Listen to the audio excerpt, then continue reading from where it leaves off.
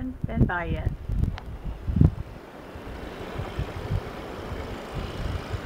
It's 2 o'clock in the afternoon. Some people have cleared their drive, or just about. And some people haven't even started.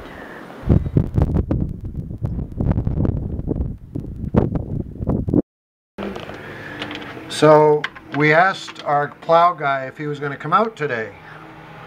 Well, he came out with a payloader, digging us out. I never thought we'd see the day that a payloader would be the tool that would be used to clean us out of here. That's an impressive sight.